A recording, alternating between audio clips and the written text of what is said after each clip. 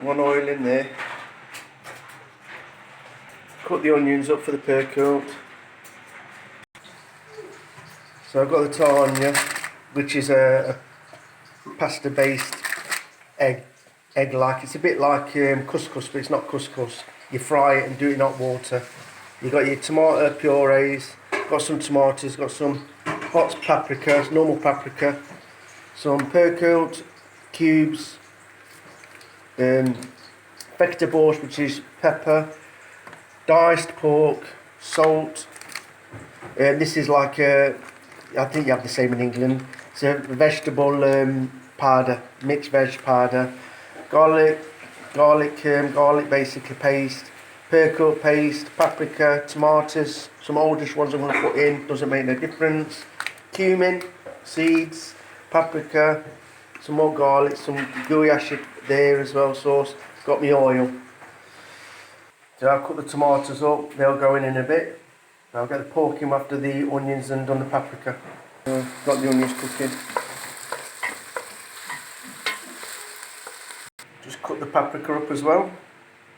Just drop some cumin in there. Let that cook a bit with the onions. Sorry for the steam.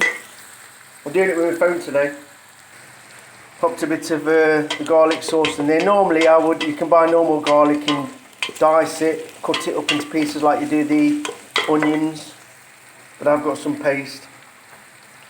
Once the onions start to cook, just a little brown them off a little bit, not much. You can add a little bit of water so they don't burn, but obviously then we've got to take it off the heat, we've got to put the paprika, mix the paprika, then we're going to cook it a little bit longer, then we'll add the meat. Give the meat a bit of a wash, I like to rinse it. I've added a little bit of water into there, just tiny splash out of the kettle.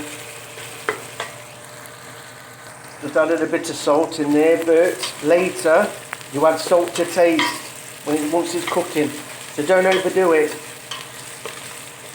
Put a bit of pepper in there in a minute as well.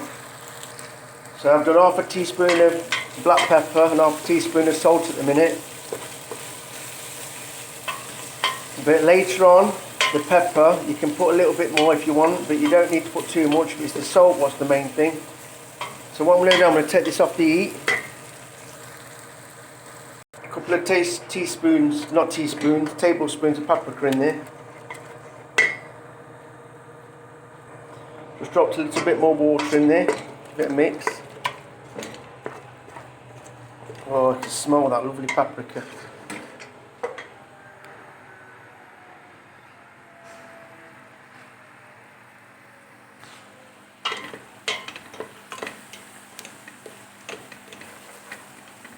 Some more water in there.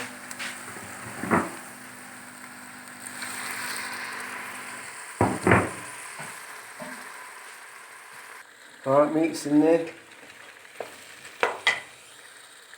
You mix it up now. I've not added any more water yet. So just get that mixed. See, I put the sauce of the tomato sauce mixing with water. When I've finished a jar of sauce, or you can have normal tomatoes, tinned tomatoes, which I normally buy, but this is puree, which is fine because I've put some actual proper tomatoes in there, which was going to be added in a minute. Teaspoon of the vegetable powder, which in the past I don't normally add. But some say add it here, so I'm trying it. I've done it before, I don't really know, but can't really make any difference of it. I've put the tomatoes in now, and I've got all the peppers in there. I just took it off the heat so you can have a look. I'm going to get some water in there a little bit, so the meat can cook. Let's go and cook slowly, and put some more puree in if it needs it to taste, okay? Put a decent amount of water in there just to cover it all.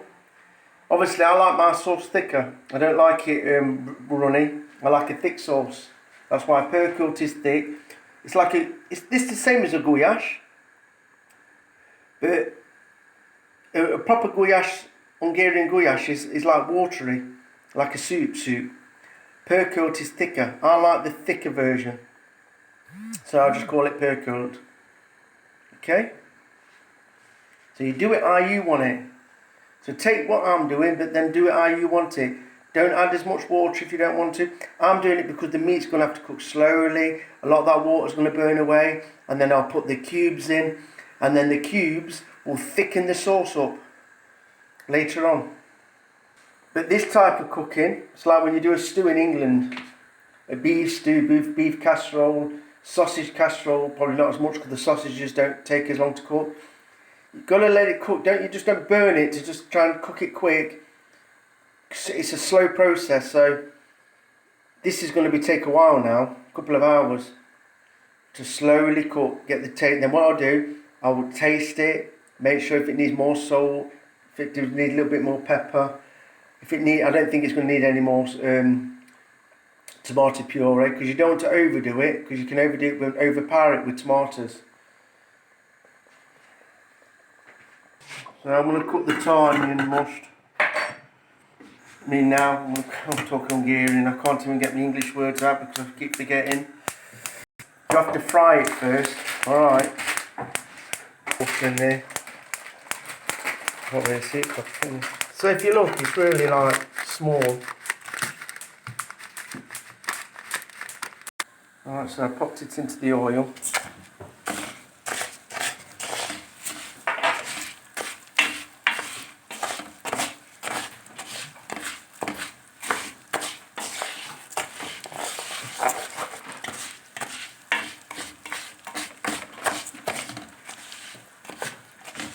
I think he's better off. I've only got a crap phone here.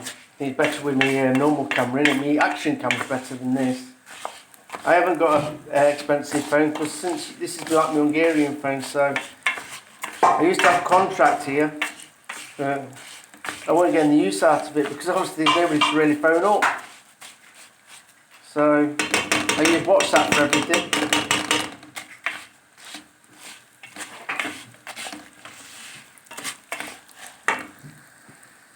Put a little bit of salt in there as well, not much.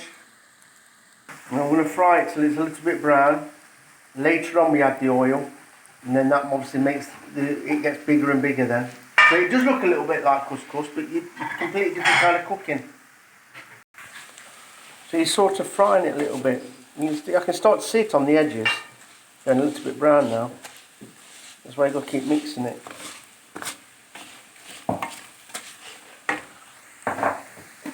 Now let's get a little bit harder now, so chuck some phone's steaming up. Some water in there, a little bit of water in there, because you don't want to burn it.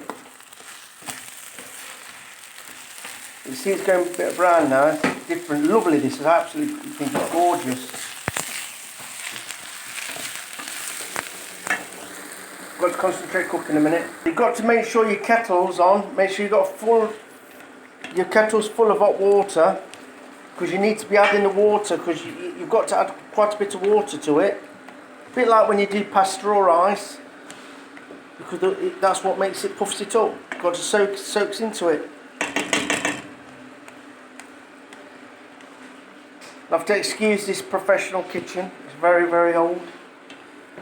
Something where they didn't invest into the kitchen really when they designed the house, but it's not my business. See, look, see how it already needs some more water in there, can you see it? So we've got the kettle on, it's ready for some more soon. See how it's thickening up? The last thing you want it to do is all stick and burn. But this, absolutely love it with the sauce, I do. How's the goulash? Oh, it's cooking away. Where's the... Yeah. You put it in there. Goulash calamari. Oh fuck! So yeah, so then you end up with like loads of water because it's got to really soak into it. Pörkölt goulash, whichever way I want it. Thicken up, I just added some more water. You have to add water to it as it cooks. If the meat's obviously not cooked right. So like this now, this will cook away in there. To soon soak it up. Goulash is cooking away, look. Ooh.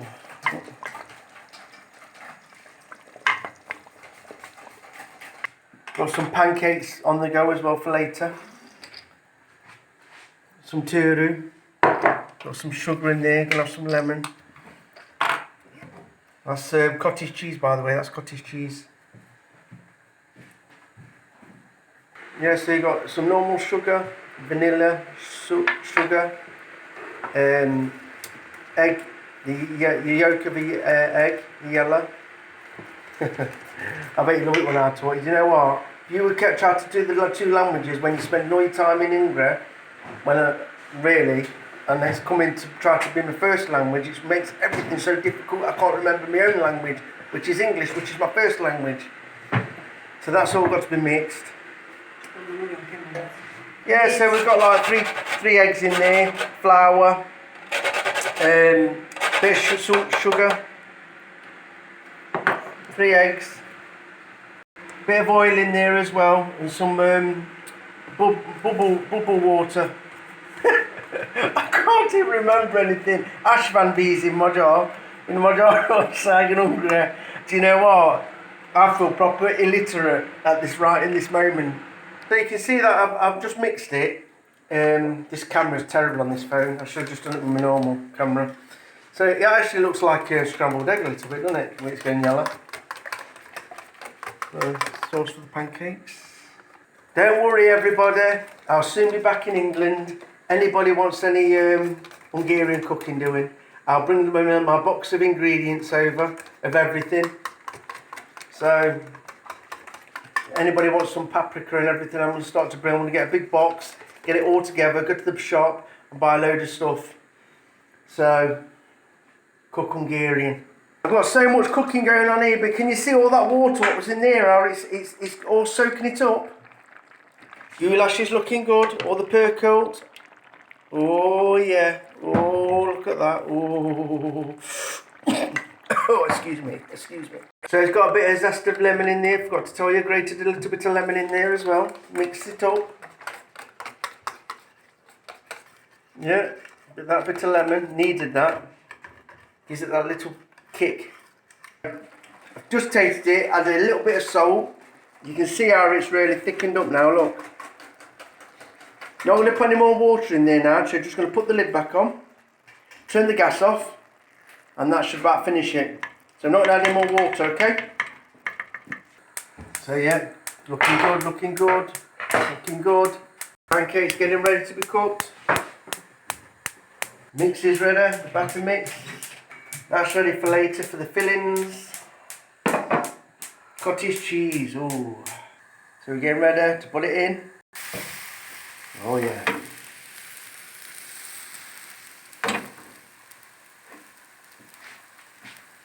Yep. Well, too much cooking going on here. I should have done, actually, no, I should have done. I should have trained to be a chef. So I love cooking. Have me at the house, I'll be cooking all the time. Don't forget when you do this, when you've got the filling, the cottage cheese, make sure you've got one there. I mean, if you don't want to put sugar to it, don't. I mean, I don't have sugar in my tea. I try and keep away from sugar because I like to look after my teeth. But it's nice to put some vanilla sugar in there. Keep wanting to say it in Hungarian, sucra. So just taste it and give it a good mix. Tastes lovely. One pancake done. I'm going to eat one now because I haven't had breakfast. So a little bit of that in it. A bit of cottage cheese. So nice. See, I've added some more water to that so it's not as thick. Got to, because you've got to get that meat, it's got to be really soft. I like it really soft. So it's got to cook. It needs at least another minimum 40 minutes. Probably up to an hour. Slow cooking. Got like a metal hot plate at the bottom so you don't burn it. It's alright with the new ovens, this is like really old, so plus here, so much cooking going on. Got some load of chicken breast here, yogurt, cooking gyros, kebab, house gyros. So That'll all be done later, fried up. So, got some pizza there as well. Some wraps. And here, you have all the gyros, the proper powder. It's nothing like, obviously, everybody knows who has gyros. It's nothing like a normal English kebab. I mean, I personally, you can't beat a English Muslim kebab, personally, that's my opinion. But this is nice, it's all done with chicken breast, fresh chicken breast. It is nice, there's nothing wrong with it. Mix it with Greek yogurt for a sauce, a dip, what you can put in it. It's nice. But me, I'm very traditional, I like the kebab, I like the proper kebabs. Whereas you'll get a lot of people who don't like the British kebabs. Even British people don't. Some people don't eat it. I love it. I love it. But there's nothing wrong with these. But it's just my opinion. Only my opinion. I mean, I do like, from my local takeaway in Beeston, I have a chicken in naan bread. Chicken kebab in naan bread. With chips. I always have my chips and salt and vinegar as a side dish as well. And I always have the sweet chilli, all the salad. I tend to put all the garlic, mayo, everything, all the dips on it and everything. But I do have a sweet chilli on top. And then when I get to my local chip shop, I'll have the normal kebab, where you slice it off. And I'll put all the sauces on. I'll just say all sauces, all salad, chips with salt and vinegar, really important, beautiful. Obviously that's done in like a pita. Yeah, so it's got the powder on there.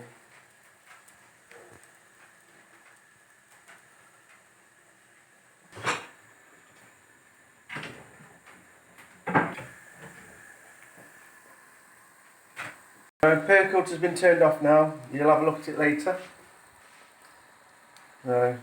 Just about right, that is. Looking good, looking good. Tonight's dinner. Kebab meat, chicken, the gyros. It's really soaking in now into the chicken. Leave that there.